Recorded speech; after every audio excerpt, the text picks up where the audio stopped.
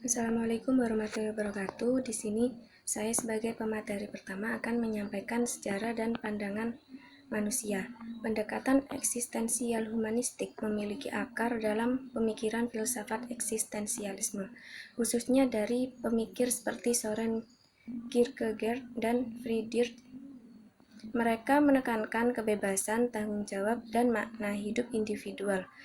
Konseling eksistensial memeriksa kesadaran individu dari diri mereka sendiri dan kemampuan mereka untuk melihat melampaui masalah mereka dan kejadian sehari-hari untuk masalah eksistensi manusia. Ada beberapa pandangan manusia menurut teori humanistik dalam Pujo Suwarno. Yang pertama, filsafat eksistensialis memandang manusia sebagai individu dan mereka problem yang unik dari eksistensi kemanusiaan. Yang kedua, bahwa manusia sebagai makhluk hidup menentukan apa yang ia kerjakan dan yang tidak ia kerjakan, dan bebas untuk menjadi apa yang ia inginkan. Yang ketiga, teori humanistik mendasarkan pendapat bahwa manusia tidak pernah statis. Ia selalu menjadi yang berbeda. Yang keempat, menekankan pada kesadaran manusia, pengalaman personal yang berhubungan dengan eksistensi dalam dunia orang lain. Baik, di sini saya akan menjelaskan yaitu tujuan pendekatan eksistensial humanistik. Pendekatan eksistensial humanistik bertujuan menyajikan kondisi-kondisi untuk memaksimalkan kesadaran diri dan pertumbuhan, menghapus penghambat-penghambat aktualisasi potensi pribadi, mengubah pertanyaan apa ke bagaimana, membantu klien menemukan dan menggunakan kebebasan memilih dengan memperluas kesadaran diri, membantu klien agar bebas dan bertanggung jawab atas arah kehidupannya sendiri.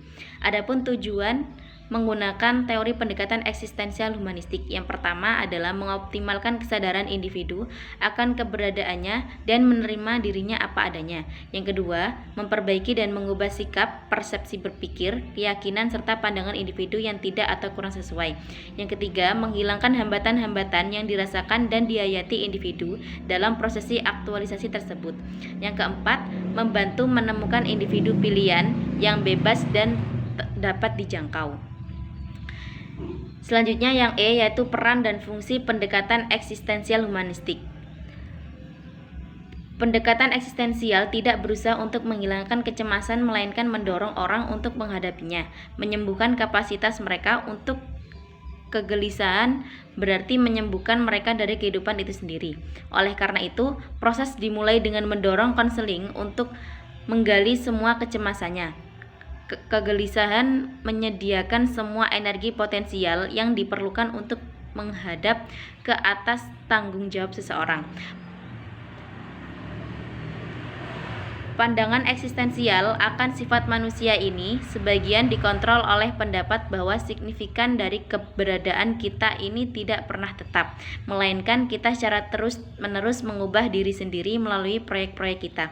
Manusia adalah makhluk yang selalu dalam keadaan transisi, berkembang, membentuk diri, dan menjadi sesuatu. Menjadi seseorang berarti pula bahwa kita menemukan sesuatu dan menjadikan keberadaan kita sebagai sesuatu yang wajar.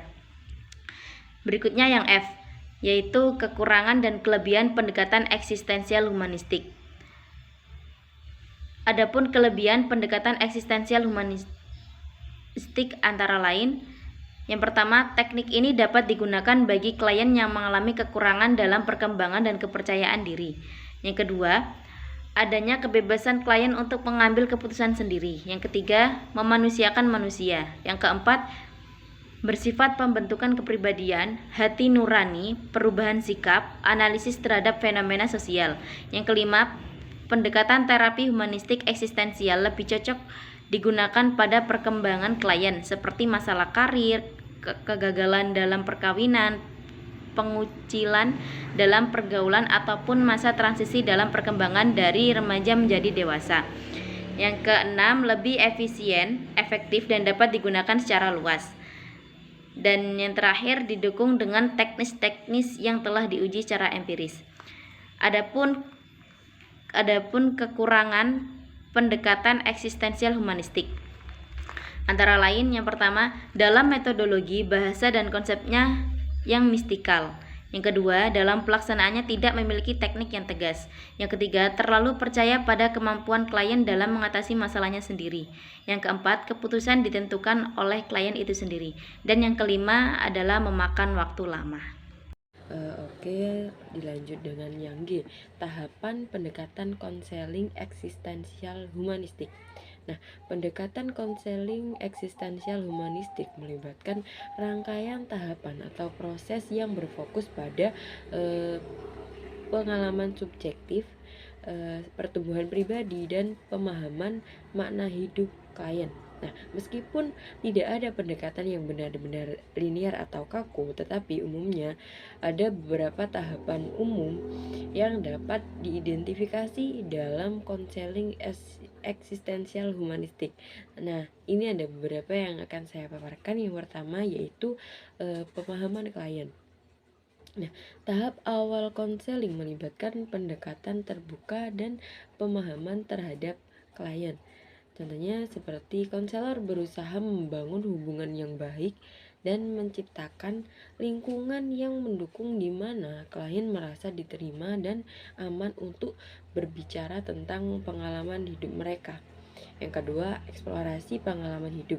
Nah, konselor mendorong klien untuk mengeksplorasi dan mengungkapkan pengalaman hidup mereka, terutama yang berkaitan dengan pernyataan eksistensial seperti makna hidup, kebebasan, atau tanggung jawab.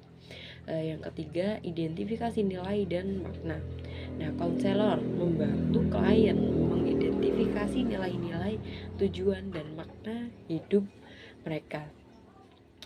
Yang keempat, peningkatan kesadaran diri. Nah, konselor bekerja dengan klien untuk meningkatkan kesadaran diri terkait dengan berbagai aspek diri mereka, termasuk emosi, keyakinan, dan motivasi.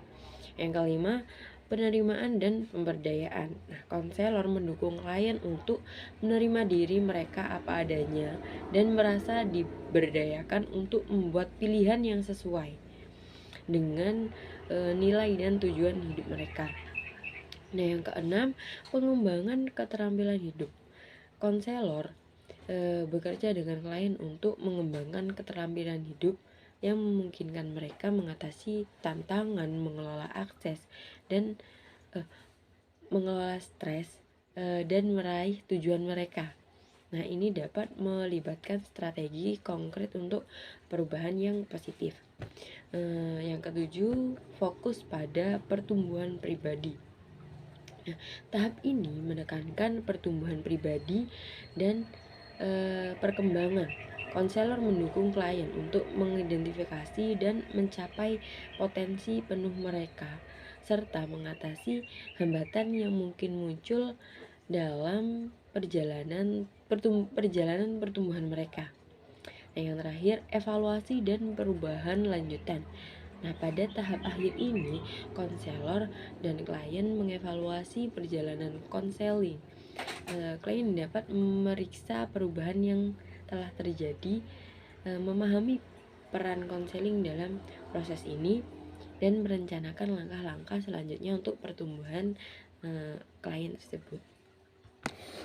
Nah, yang terakhir yaitu teknik pendekatan konseling eksistensial humanistik. Nah, ini melibatkan berbagai strategi untuk membantu individu menjalani hidup dengan penuh makna dan kesadaran. Nah, pendekatan ini fokus pada pengembangan potensi manusia, kebebasan untuk membuat pilihan, dan penerimaan tahap eksistensi dan keterbatasan manusia. Nah, beberapa teknik yang umum digunakan dalam konseling eksistensial humanistik itu yang pertama, refleksi atau self reflection. Itu mendorong klien untuk merefleksikan pengalaman hidup, nilai-nilai, dan makna hidup mereka. Yang kedua, pendekatan fenomenologis. Itu menggunakan pendekatan deskriptif tentang atau terhadap pengalaman klien tanpa menilai atau menginterpretasi secara langsung. Nah, yang ketiga, pendekatan Gestalt itu fokus pada keseluruhan pengalaman individu termasuk pikiran, perasaan, dan tindakan. Nah, yang keempat, teknik kreatif itu mendorong penggunaan ekspresi kreatif seperti seni, menulis, atau musik untuk membantu klien menjelajahi dan mengungkapkan diri mereka. Yang kelima, logoterapi dikembangkan oleh Viktor Frankl. Logoterapi menekankan pencarian makna hidup sebagai kebutuhan dasar manusia, mendorong klien untuk menemukan makna dalam penderitaan atau tantangan hidup mereka. Yang keenam, aspek-aspek kehadiran atau presence. Ini fokus pada kehadiran terpenuhi dan kualitas hubungan konseling antara konselor dan klien.